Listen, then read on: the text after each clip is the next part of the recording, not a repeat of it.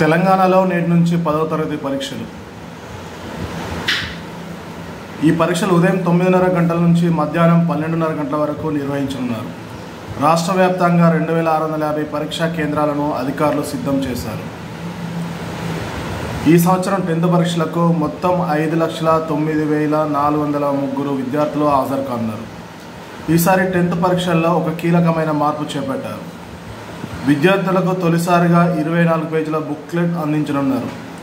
ఇంతకుముందు అదనపు పేజీలు అందించే విధానాన్ని ఈసారి రద్దు చేశారు. దీంతో విద్యార్థులు అందించిన బుక్లెట్లోనే సమాధానాలు పూర్తి చేయాల్సి ఉంటుంది. అధికారులు ఈ నిర్ణయం వెనుక ఉన్న ఉద్దేశాలను వివరిస్తూ, ఇది విద్యార్థులకు సమయ పరిమితులను గమనిస్తూ సమర్థవంతమైన సమాధానాల రచనకు సహాయపడుతుందని తెలిపారు. పరీక్షల నిర్వహణలో అన్ని ఏర్పాట్లు పూర్తయ్యాయని అధికారులు వెల్లడించారు.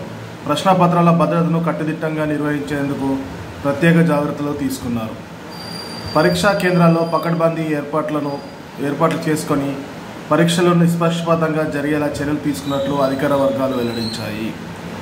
విద్యార్థులు తమ హాల్ టికెట్లను తప్పనిసరిగా పరీక్షా కేంద్రాలకు తీసుకువెళ్లాలని, అలాగే పరీక్షా సమయానికి ముందుగానే హాజరు కావాలని, పరీక్షలు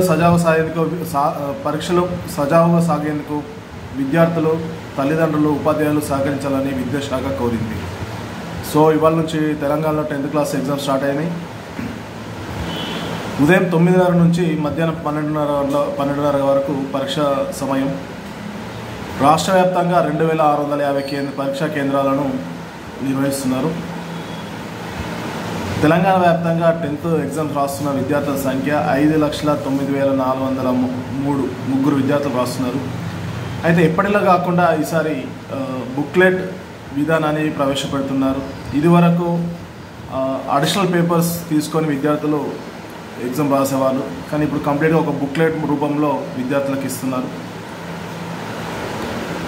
10th క్లాస్ రాస్తున్న విద్యార్థులకు ఆల్ ద బెస్ట్ చెప్తూ